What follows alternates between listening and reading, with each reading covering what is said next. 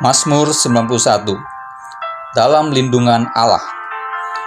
Orang yang duduk dalam lindungan yang maha tinggi dan bermalam dalam naungan yang maha kuasa akan berkata kepada Tuhan, tempat perlindunganku dan kubu pertahananku, Allahku yang kupercayai. Sungguh dialah yang akan melepaskan engkau dari jerat penangkap burung, dari penyakit sampar yang busuk. Dengan kepaknya ia akan menundungi engkau. Di bawah sayapnya engkau akan berlindung. Kesetiaannya ialah perisai dan pagar tembok. Engkau tak usah takut terhadap kedahsyatan malam, terhadap panah yang terbang di waktu siang, terhadap penyakit sampar yang berjalan di dalam gelap, terhadap penyakit menular yang mengamuk di waktu petang. Walau 1.000 orang rebah di sisimu dan 10.000 di sebelah kananmu, tetapi itu tidak akan menimpamu. Engkau hanya menontonnya dengan matamu sendiri dan melihat pembalasan terhadap orang-orang fasik. Sebab Tuhan ialah tempat perlindunganmu. Yang Maha Tinggi telah kau buat tempat perteduhanmu. Malapetaka tidak akan menimpa kamu, dan tulah tidak akan mendekat kepada kemahmu. Sebab malaikat-malaikatnya akan diperintahkannya kepadamu untuk menjaga engkau di segala jalanmu. Mereka akan menatang engkau di atas tangannya, supaya kakimu jangan terantuk kepada batu. Singa dan ular tedung akan kau langkahi, engkau akan menginjak anak singa dan ular naga. Sungguh hatinya melekat kepadaku, maka aku akan meluputkannya. Aku akan membentenginya, sebab ia mengenal namaku. Bila ia berseru kepadaku, aku akan menjawab. Aku akan menyertai dia dalam kesesakan. Aku akan meluputkannya dan memuliakannya. Dengan panjang umur akan kukenyangkan dia, dan akan kuperlihatkan kepadanya keselamatan daripadaku. Shalom Bapak Ibu Saudara, berjumpa kembali kita untuk ibadah online pada hari ini. Mari kita mau memuji Tuhan, kita mau angkat suara kita untuk Tuhan.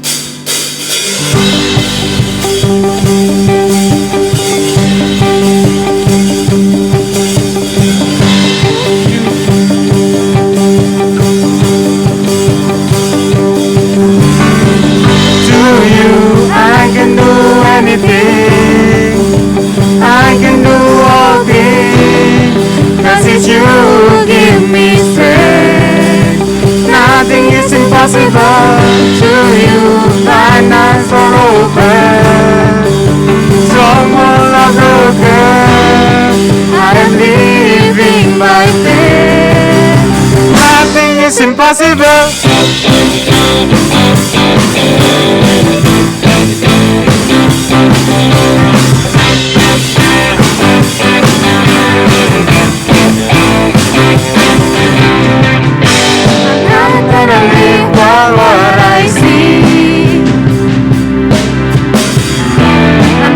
Gonna live by what I feel.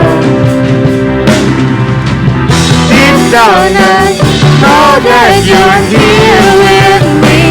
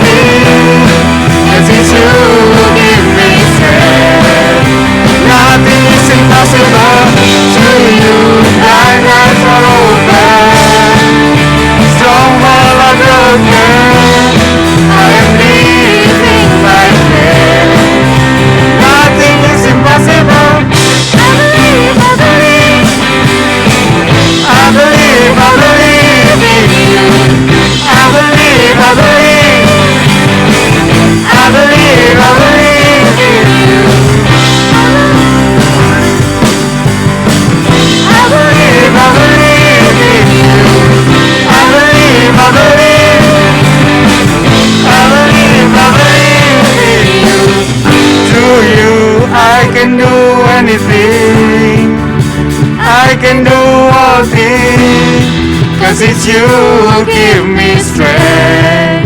Nothing is impossible to you. Blind eyes are open, strongholds are broken. I'm living by faith. Nothing is impossible to you. I believe in you. I believe in you. Woo! Hallelujah. Ya, Tuhan kita itu ajaib. Dia sanggup untuk melakukan perkara-perkara yang besar. Tidak ada yang mustahil bagi Allah kita. Mari Bapak Ibu, sebentar lagi kita akan mendengarkan firman Tuhan. Mari kita siapkan hati kita lebih lagi. Sebelum itu kita angkat pujian ini. Apapun yang terjadi dalam hidup kita, Tuhan Yesus itu selalu baik. Kasih-Nya tak berkesudahan. Apapun yang terjadi dalam hidupku ini, tak pernah ku ragukan kasih-Mu Tuhan. Lewat gunung yang tinggi, dalam lembah yang curam, tak pernah ku ragukan kasih-Mu Tuhan. Katakan apapun yang terjadi. Apapun yang terjadi dalam hidupku ini, tak pernah ku ragukan kasih-Mu Tuhan. Lewat gunung yang tinggi, dalam lembah yang curam, tak pernah ku ragukan kasih-Mu Tuhan. Kau berfirman dan sembuhkanku, Kau bersabda dan selamatkanku. Tiada yang mustahil bagimu. Yesus, ku percaya padamu.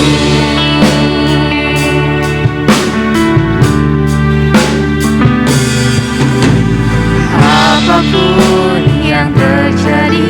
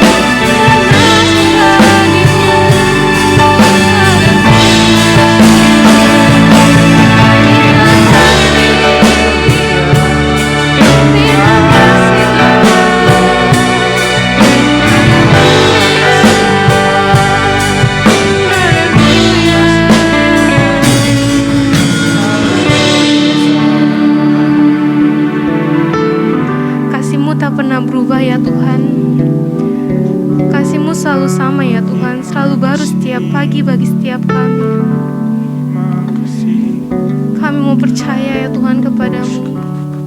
Kami mau angkat tangan kami ya Tuhan, menyerahkan hidup kami sepenuhnya hanya ke dalam tangan-Mu. Saat-saat sukar ya Tuhan yang kami alami, kami yakin ya Tuhan Kau beserta dengan kami.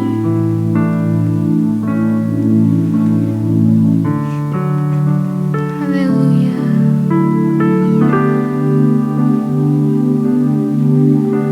Saat ku tak melihat jalan-Mu, saat ku tak mengerti rencana-Mu, namun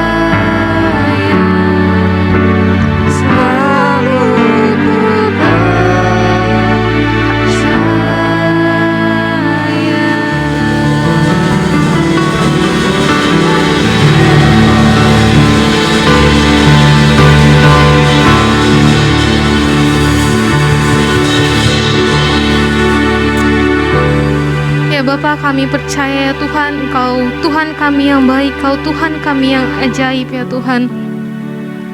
Kami mau berserah ya Tuhan hanya kepadamu. Kami percayakan hidup kami sepenuhnya ke dalam tangan-Mu ya Tuhan. Kami percaya ya Tuhan, yang sakit Kau telah sembuhkan di dalam nama Tuhan Yesus. Yang berbeban berat Kau lepaskan di dalam nama Tuhan Yesus ya Bapa. Kau juga memberikan pemulihan kepada setiap kami hamba-hamba-Mu ya Bapa. Sebentar lagi ya Tuhan, kami akan diisi dengan kebenaran firman-Mu.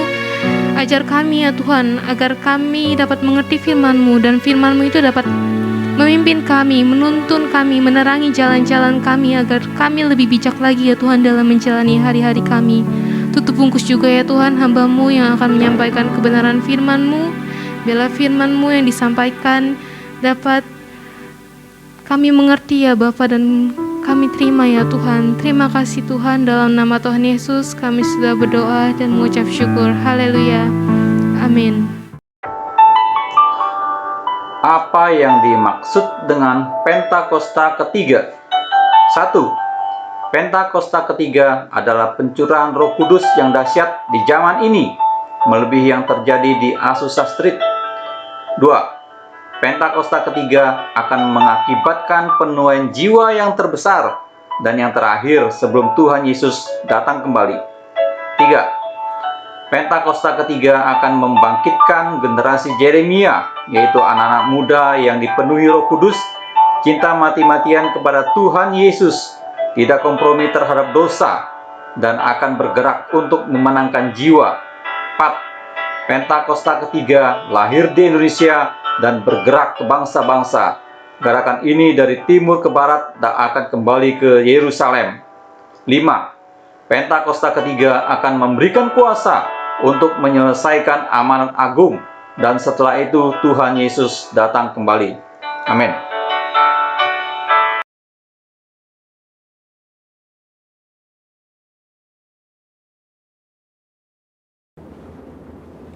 Shalom saudara, saya berharap kita semua dalam keadaan yang luar biasa. Dalam Voice of Pentecost kali ini, kita akan belajar mengenai hati Bapa. Seperti yang kita tahu bahwa Allah menciptakan dan menempatkan manusia sebagai ciptaan yang istimewa dibandingkan dengan ciptaan lainnya. Manusia bukan sekedar diciptakan, tetapi dijadikan seturut gambar dan rupa Allah dan dihembusi dengan nafas kehidupan. Hubungan antara Allah dan manusia bukan hanya antara pencipta dengan ciptaannya, tapi sebuah hubungan yang istimewa, yaitu digambarkan seperti seorang bapa dengan anak-anaknya. Hubungan Allah dan manusia yang disamakan dengan hubungan bapa dan anak diajarkan Tuhan Yesus sendiri, yang merupakan hasil dari karya penebusannya di kayu salib. Tuhan Yesus juga mengajarkan sebuah doa yang dikenal dengan doa Bapa kami, dan doa ini dimulai dengan menyebut Allah sebagai Bapa kami yang di sorga. Dalam doanya, ia juga memanggil Allah dengan sebutan Bapa. Dalam pengajarannya, ia memakai perumpamaan bapa dan anak seperti perumpamaan anak sulung dan anak bungsu. Inilah hubungan yang Allah ingin nyatakan kepada manusia ciptaannya, tetapi karena pemberontakan dan pelanggaran perintah Allah oleh manusia, maka hubungan ini menjadi rusak. Iblis memperdaya manusia dengan tipuan yang buat seolah-olah Allah berbohong dan tidak mau tersaingi oleh manusia. Iblis juga menyatakan bahwa manusia akan menjadi seperti Allah ketika memakan buah pengetahuan yang baik dan jahat. Menjadi seperti Allah adalah sebuah hal yang membuat manusia tertarik untuk makan buah itu, sekalipun mengerti segala konsekuensi yang harus ditanggung, dan hasilnya justru menghancurkan hubungan yang baik antara Allah dan manusia. Demikian juga hari-hari ini, iblis terus merusak gambaran Bapa Sorgawi dengan cara merusak gambaran Bapa Jasmani agar manusia kehilangan hubungan yang istimewa ini. Nah, berikut ini adalah kesalahan dari tindakan Bapa Jasmani yang merusak gambaran Bapa Sorgawi. Yang pertama, seorang ayah yang menggunakan otoritasnya dengan sewenang-wenang dan memberikan kasih bersyarat kepada anak-anaknya, maka seorang anak akan sukar menerima dan percaya akan kasih Bapa Sorgawi yang tak bersyarat. Yang kedua, seorang ayah yang suka berbohong dan tidak menepati janji karena berbagai alasan yang dibuat-buat akan menjadikan anak-anaknya tidak dapat mempercayai janji-janji Bapa Sorgawi. Dan yang ketiga, seorang ayah yang tidak menyediakan waktu yang cukup dan berkualitas untuk anak-anaknya, yang akhirnya membuat anak merasa tidak dihargai dan tidak dapat mempercayai kasih Bapa. Sebuah hasil survei yang dilakukan di kalangan generasi muda Gereja Bethel Indonesia menyatakan bahwa ketika menghadapi masalah, hanya 30% yang bercerita kepada orang tuanya, sedangkan 59% lainnya bercerita kepada orang lain, dan 11% memendam masalah itu sendiri.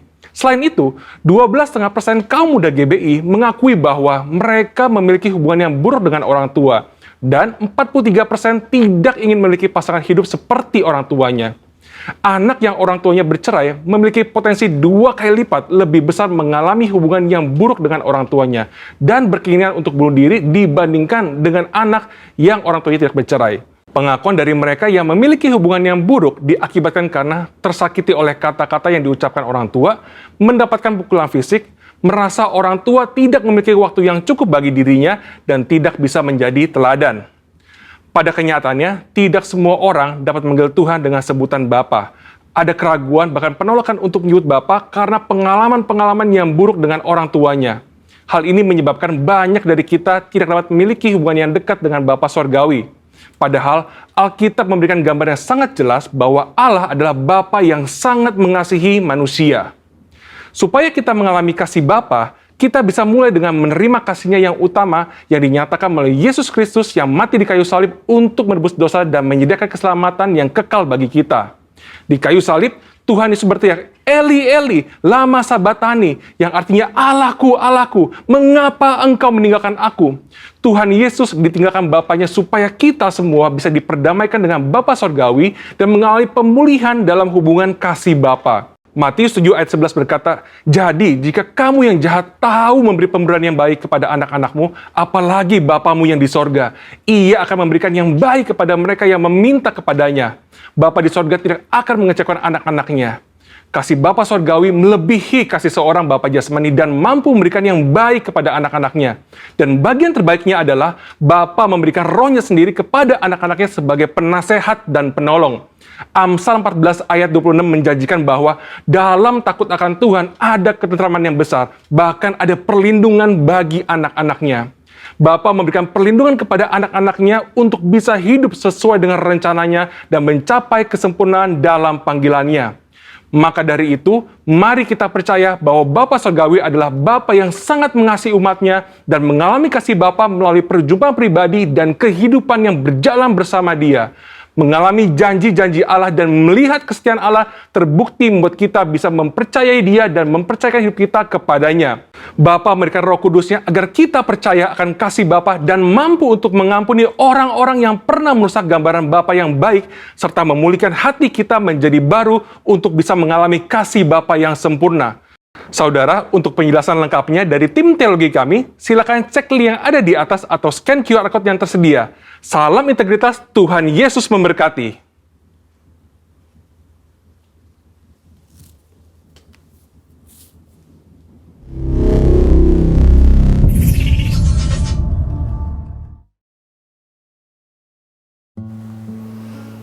Shalom Bapak Ibu yang dikasihi oleh Tuhan. Mari pagi hari ini kembali kita akan merenungkan firman Tuhan. Ya. Saya mau berbagi dengan saudara. Kali ini saya mau angkat satu tema tentang 3 tahapan iman atau percaya. Saudaraku, 3 tahapan iman atau percaya ini, yang pertama adalah menerima kebenaran atau bersikap percaya. Yang kedua, bertindak berdasarkan kebenaran yang diterima atau dipercayai. Ini merupakan tahap keyakinan. Dan yang ketiga, berpegang terus pada kebenaran yang diterima. Nah, ini merupakan tahap berkelanjutan. Mari kita kupas satu-satu, saudara. Yang pertama, tahap pertama, menerima kebenaran atau sikap percaya. Nah, saya mau ambil satu contoh atau satu analogi seperti ini, saudara. Orang yang tidak percaya virus corona mengabaikan protokol kesehatan. Bahkan ada yang sengaja mendatangi pasien COVID-19 dan sengaja menghirup pernafasan orang yang sedang terpapar COVID-19. Ketika melihat korban-korban yang jatuh sakit, bahkan dirinya sendiri itu tertular dan merasakan penderitaan karena COVID-19, barulah ia menyadari kalau COVID-19 itu nyata atau real. Nah, pada tahap ini ia mulai menerima kebenarannya. Ia mulai percaya, tetapi masih dalam tahap percaya yang dasar. Ada orang-orang yang percaya bahwa orang-orang percaya Yesus berdasarkan fakta-fakta historis tertentu. Mereka menerima kredibilitas Injil dan menerima kebenarannya. Tetapi dalam dirinya sendiri belum merupakan iman yang menyelamatkan. Pada tahap ini siapapun dapat berkata ia percaya bahwa beberapa hal adalah benar. Saudaraku, Alkitab sendiri mengatakan bahwa iblis pun percaya kalau Yesus adalah anak Allah yang Maha Tinggi. Tetapi hanya sebatas ini saja. Nah, tahap yang kedua, bertindak berdasarkan kebenaran yang diterima atau tahap berkelanjutan. Kembali saya contohkan seperti ini, saudara. Setelah orang-orang tadi mulai percaya bahwa virus COVID-19 itu benar-benar ada, mereka mulai menerapkan, mereka mulai melakukan protokol kesehatan. Cuci tangan dengan sabun, memakai masker, menghindari kerumunan, menjaga jarak, mengurangi mobilitas. Sesudah kita menerima kebenaran, kita kemudian menaruh keyakinan dalam Yesus dengan mempercayai dan menaati Dia. Ini berarti mengambil kebenaran tersebut dan bertindak atas dasar apa yang kita katakan benar. Yesus berkata, "Ikutlah aku." Ini merupakan suatu tindakan keyakinan didasari atas percaya dan taat. Kita boleh mengklaim percaya akan seseorang, tetapi jika kita tidak menaruh keyakinan akan dia, maka iman kita itu pada dasarnya iman yang kosong.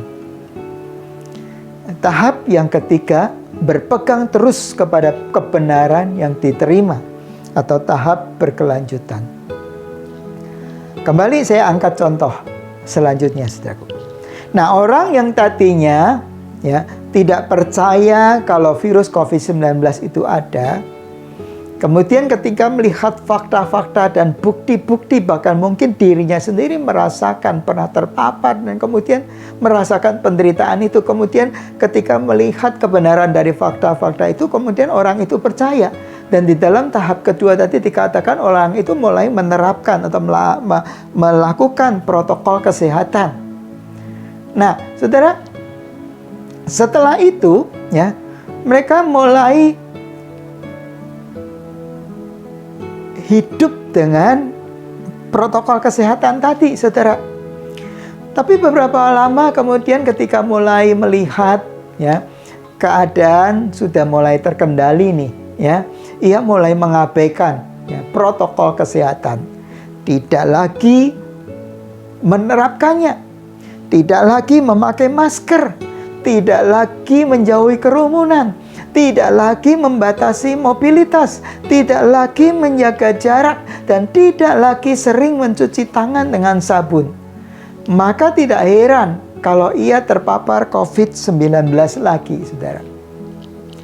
Saudaraku, itulah yang terjadi di India waktu itu. Saya pernah ambil contoh ini juga di dalam salah satu khotbah saya yang lalu kan. Ketika pemerintah India merasa COVID-19 telah bisa diatasi, mereka melonggarkan penerapan protokol kesehatan. Mereka menggelar pesta-pesta besar yang melibatkan kerumunan dalam jumlah besar, mengadakan ritual keagamaan di Sungai Gangga dengan padatnya orang-orang yang mandi di Sungai Gangga tanpa memakai tanpa menjaga jarak, dan sama sekali protokol kesehatan itu diabaikan oleh mereka. Maka dalam sekejap India dilanda gelombang kedua dari COVID-19 dengan korban-korban yang berjatuhan begitu banyak, dan keadaannya sungguh mengerikan, saudara. Nah, baru-baru ini, saudaraku, saya mendengar berita bahwa di Amerika Serikat dan juga di Tiongkok itu mulai terjadi lonjakan, ya, terjadi lonjakan orang-orang yang kembali terpapar ya COVID-19, ya, varian Delta ini, saudara. Nah, pemerintah Amerika Serikat mulai meminta supaya warganya memakai masker lagi. Nah, saudaraku, begitu juga dengan iman. Jika kita berhenti melakukan kebenaran yang kita percayai, maka keselamatan yang telah kita genggam itu bisa hilang. Kita akan binasa. Sebab itu kita harus terus-menerus melakukan kebenaran yang telah kita percayai itu, apapun yang terjadi.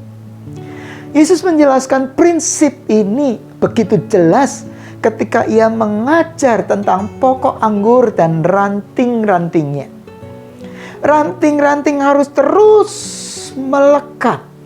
Ranting-ranting harus terus-menerus melekat pada pokok anggurnya supaya mereka tetap hidup, supaya mereka tetap mendapatkan makanan, ya, yang dihasilkan, yang dari akarnya, yaitu mengambil, ya, zat-zat yang dibutuhkan, ya, kemudian dialirkan lewat batang, kemudian ranting-ranting dan daun yang klorofil dari daun-daunan itu memakai sinar matahari, memasaknya untuk menjadi makanan dan kemudian menjadi satu makanan bagi seluruh, ya, tanaman itu. Tetapi ketika ranting itu kemudian terpisah dari pokoknya, maka dia tidak lagi mendapatkan suplai makanan. Oleh sebab itu ranting itu akan kering dan kemudian akan mati. Dalam Yohanes pasal 15 ayat 1, Yesus telah mendefinisikan siapakah pokok anggur yang dimaksudkan. Di dalam perumpamaan yang ia sampaikan kepada orang banyak, ya, Yesus berkata, "Akulah pokok anggur yang benar." Dan saudaraku, siapakah yang dimaksudkan dengan ranting-rantingnya? Merekalah orang-orang yang telah percaya kepadanya. Yesus mengingatkan bahwa orang-orang yang telah percaya kepadanya agar terus melekat kepadanya, agar mendapatkan kehidupannya, baik di masa kini maupun di masa yang akan datang dalam kehidupan yang kekal. Saudaraku, pengajaran seperti ini dituliskan di dalam Injil Yohanes. Injil Yohanes ditulis oleh Yohanes, yaitu salah seorang dari 12 murid Yesus, Rasul Yesus, salah seorang dari lingkaran terdekat Yesus di samping Petrus dan Yakobus. Yohanes adalah orang yang paling dikasihi oleh Yesus. Ia menuliskan Injilnya di Asia, di Turki Barat sekarang ini, ya, di mana terjadi pertemuan, ya, antara pemikiran Yunani dan Ibrani. Yohanes sadar akan adanya kebutuhan untuk mengkomunikasikan kepada dunia Yunani juga seperti kepada dunia Ibrani. Pengaruh Yunani dan Ibrani mendominasi kehidupan masyarakat pada masa itu. Injil Yohanes ditujukan terutama kepada orang Kristen dewasa. Injil ini ditulis, ya, untuk menolong mereka berpegang terus kepada iman yang mereka percayai supaya tidak menyimpang dari pengertian mereka tentang siapa Yesus, tetapi terus-menerus percaya dan karenanya terus-menerus memiliki kehidupan yang kekal. Para penatua di Asia, ya, itu mendesak Yohanes untuk menuliskan Injilnya, ya, guna menyangkal ajaran sesat yang berkembang saat itu, ya, mengenai sifat, kepribadian dan keilahian Yesus. Memang sejak zaman bapak-bapak gereja, ya, hingga sekarang ini sifat, kepribadian dan keilahian Yesus itu masih terus dipertentangkan. Saudaraku, memang kalau kita membaca Injil Yohanes, ya, terasa beda, ya, warnanya dengan ketika Injil yang lain, yaitu Injil Matius, Injil Markus, dan Injil Lukas. Nah, Injil Yohanes itu fokus kepada 3 isu utama yang dipertentangkan waktu itu, yaitu mengenai sifat, kepribadian, dan keilahian Yesus. Tulisannya bertujuan untuk menyingkapkan jati diri Yesus agar orang percaya dapat yakin akan kebenaran itu, ya, lalu memegangnya dan tetap percaya pada iman mereka.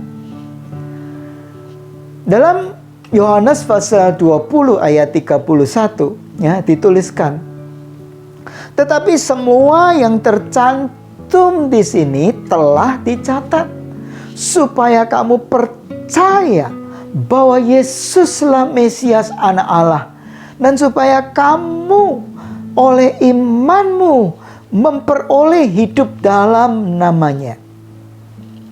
Itulah tujuan, ya, tulisan dari Yohanes. Perjanjian Baru ditulis dalam bahasa Yunani.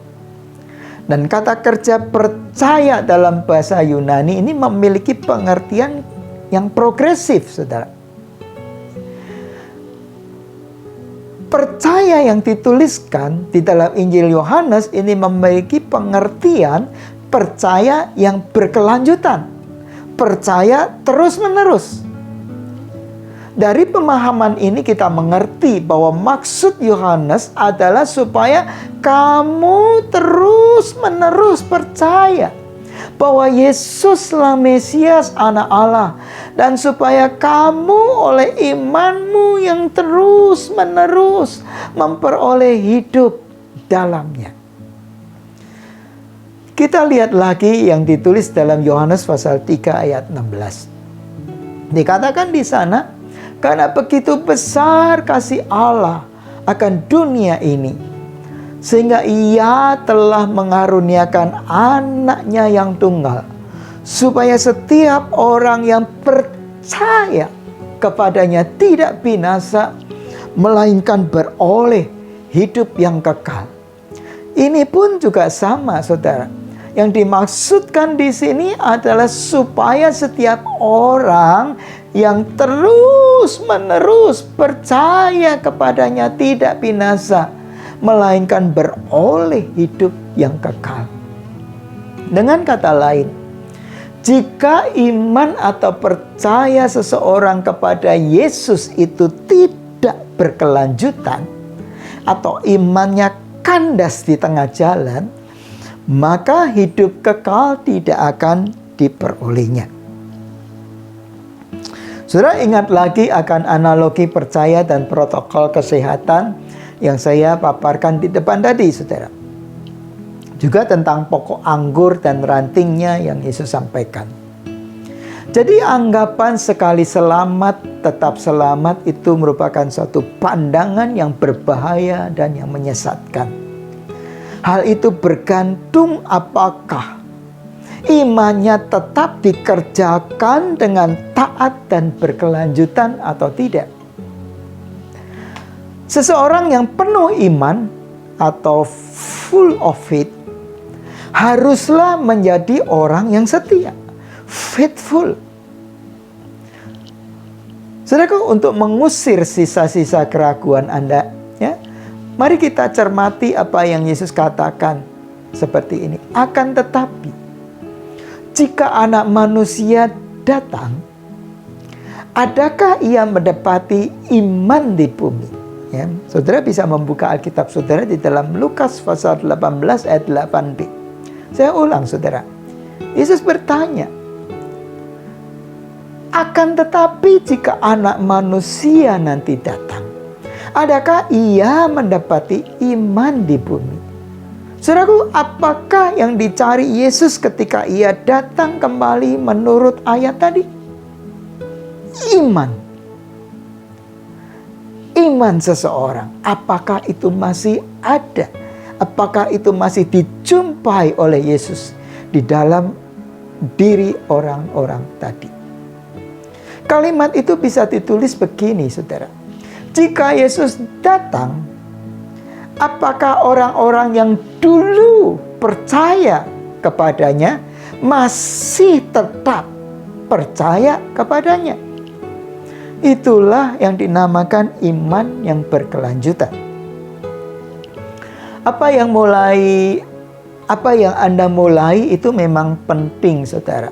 Tetapi jauh lebih penting apa yang Anda akhiri. Itulah yang dinamakan finishing well, ya, mengakhiri dengan baik. Saudaraku, saya teringat akan perkataan dari John Stephen Akhwari, ya, mantan pelari maraton Tanzania. Dia mewakili Tanzania di maraton Olimpiade musim panas tahun 1968 di Mexico City. Ya. Lomba itu diikuti oleh 79 pelari. Panjang lintasannya sejauh 42 km. Nah, pada kilometer 30, ya, waktu itu dari 79 pelari yang ikut lomba, yang mulai start, hanya tersisa 17 orang saja. Ya. Dan salah satu di antaranya adalah John Stephen Akhwari. Pada kilometer 30, ketika pelari-pelari itu saling mengambil posisi dan saling berebut posisi, ya, John Stephen Akhwari ini tersenggol dan dia jatuh. Nah, saudara bayangkan ya, ketika seseorang itu sedang dalam suatu kecepatan yang tinggi, senggolan sedikit saja itu bisa berakibat fatal. Dan itulah yang terjadi pada John Stephen Akhwari. Pada kilometer ke-30, ia tersenggol oleh pelari lain dan ia jatuh, ya. Ia jatuh, bahunya itu terbentur keras ke perkerasan lintasan lomba maraton itu. Dan tempurung lututnya itu bergeser, ya. Ia kesakitan waktu itu, ya. Tetapi ia bangkit berdiri dan dengan tertatih-tatih ia terus melanjutkan, ya, lomba maraton itu, ya. Walaupun ya sering ia harus berhenti, ya, ia harus meringis kesakitan, dan dengan tertatih-tatih ia terus melanjutkan, saudara, ya, lomba itu.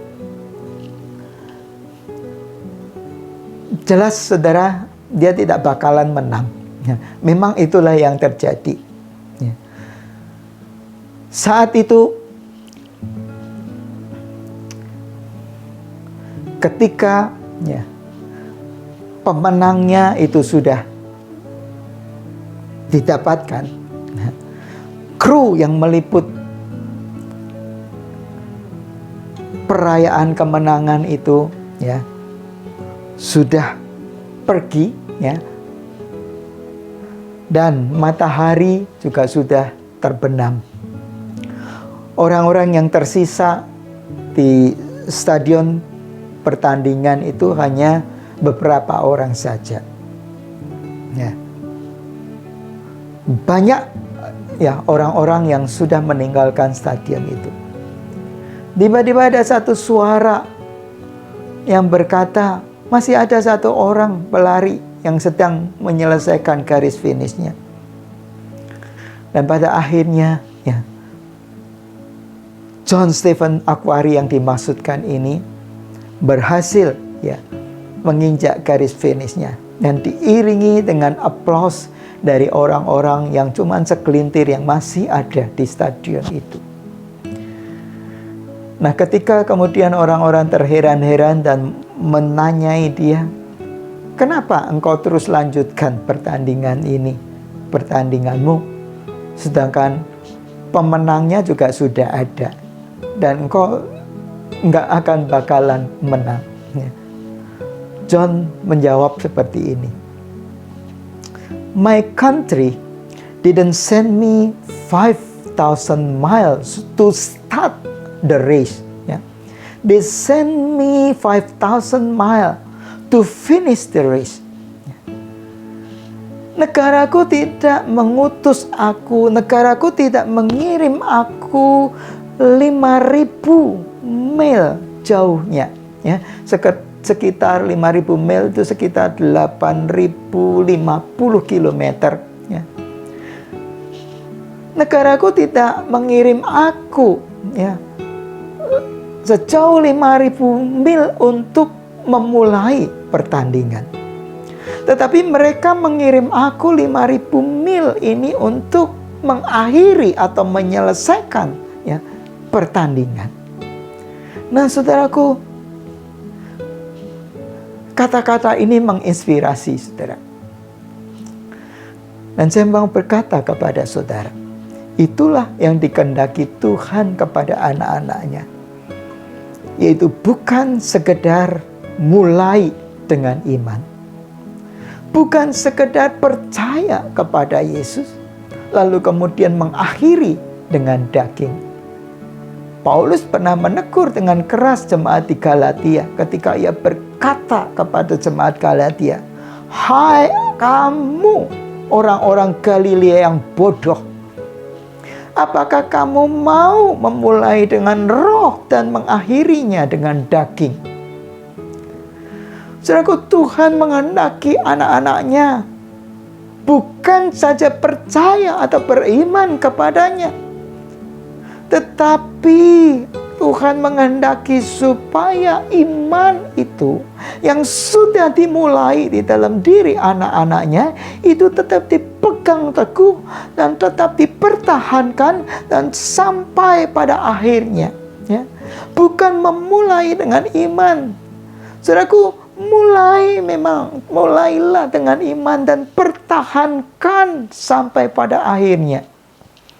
Sudah beringat bukan?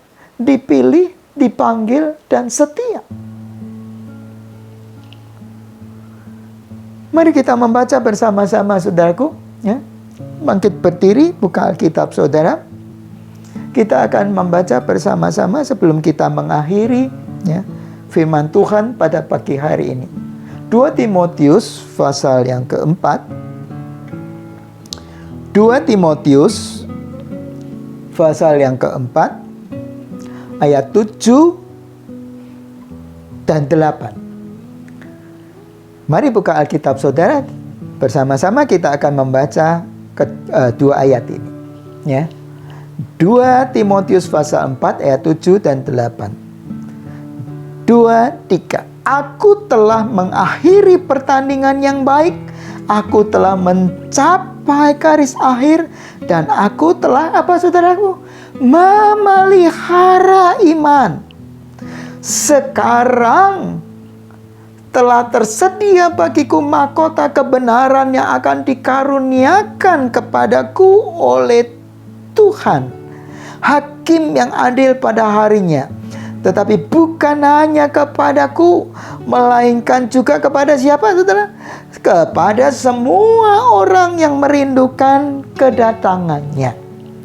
Nah, siapakah orang-orang yang merindukan kedatangannya? Adalah orang-orang yang masih terus memegang dan memelihara imannya di dalam Yesus Kristus. Ingat tadi saudaraku, Yesus bertanya, apabila anak manusia datang, adakah ia masih menjumpai iman itu di bumi? Jadi kalau saudara merindukan kedatangan Tuhan, haruslah iman kepada Yesus Kristus itu tetap ada di dalam diri saudara. Sangat jelas tadi Paulus katakan, aku telah memelihara iman. Oleh sebab itu, aku telah mengakhiri pertandingan yang baik. sehingga aku memperoleh mahkota kebenaran yang sudah disediakan olehku. Ya. Dan bukan hanya olehku, tetapi oleh semua orang yang merindukan kedatangannya. Yaitu siapa, saudaraku? Orang-orang yang setia, orang-orang yang faithful. Ya. Bukan saja full of faith, tetapi faithful. Bukan saja penuh dengan iman, tetapi setia. Faithful. Nah, saudaraku, mari kita renungkan firman Tuhan pada pagi hari ini. Ya, kita telah mempelajari 3 tahapan iman. Itu yang pertama apa, saudaraku? Bersikap percaya. Ya. Menerima kebenarannya, bersikap percaya. Yang kedua, saudara, apa tadi? Berkeyakinan.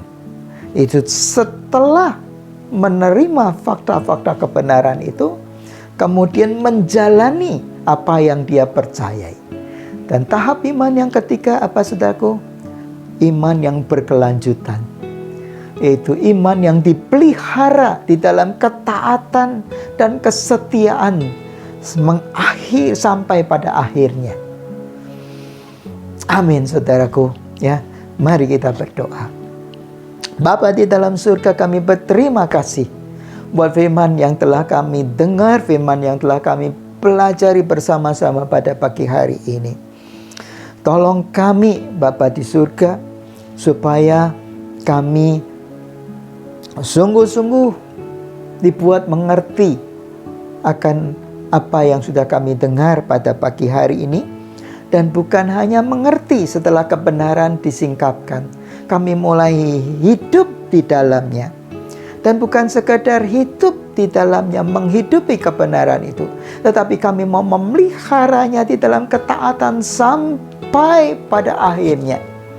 Sebagai orang-orang yang faithful, orang-orang yang setia, orang-orang yang Yesus masih menjumpai iman itu ada di dalam diri kami ketika Engkau datang menjemput kami. Terima kasih buat pagi hari ini. Kami berdoa, Bapak, biarlah Engkau juga lindungi anak-anak-Mu sekalian dari hari-hari yang jahat ini, hari-hari yang penuh dengan tekanan-tekanan. Kami berdoa supaya iman mereka tidak menjadi lemah. Kami berdoa supaya memakai kesempatan untuk aktivitas yang di slow down ini, untuk kami banyak mencari hadirat-Mu, terus berkomunikasi, berkonsultasi dengan Engkau. Terima kasih Bapa. Sembuhkan yang sakit di dalam nama Tuhan Yesus Kristus. Dan berkati negara kami ini. Tolonglah pemerintah kami. Beri hikmat, akal budi, kebijaksanaan. Dan berikan mereka menemukan tuntunan-Mu untuk membawa bangsa ini keluar sebagai pemenang di dalam hari-hari yang penuh dengan tekanan ini. Berkati perekonomian negara kami. Berkati dan tolong ya Tuhan, berikan keamanan ya atas seluruh teritorial negeri kami ini. Beri kesehatan kepada Bapak Presiden dan seluruh aparat negara. Terima kasih juga buat para pemimpin rohani kami yang terus ya menolong kami untuk menyadarkan, mendorong kami untuk tetap tekun ya, memelihara iman kami kepadamu ya Tuhan. Kami berdoa biar gereja-gereja Tuhan ini disatukan untuk menjadi juru syafaat bagi bangsa negara di mana kami tinggal ini.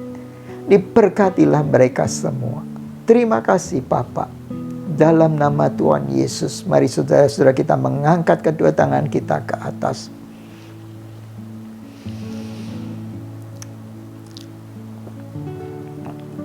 Tuhan memberkati engkau dan melindungi engkau. Tuhan menyinari engkau dengan wajah-Nya dan memberikan kasih karunia. Tuhan menghadapkan wajah-Nya kepadamu dan memberikan engkau damai sejahtera. Damai sejahtera dari Allah Bapa di dalam Tuhan Yesus Kristus dan persekutuan dengan Roh Kudus menyertai saudara-saudara sampai selama-lamanya. Kita semua yang percaya katakan amin. Firman-Mu berkata, Kau besertaku, maka kuat roh dan jiwaku. Tangan-Mu Tuhan selalu ku nantikan, di setiap langkahku percaya.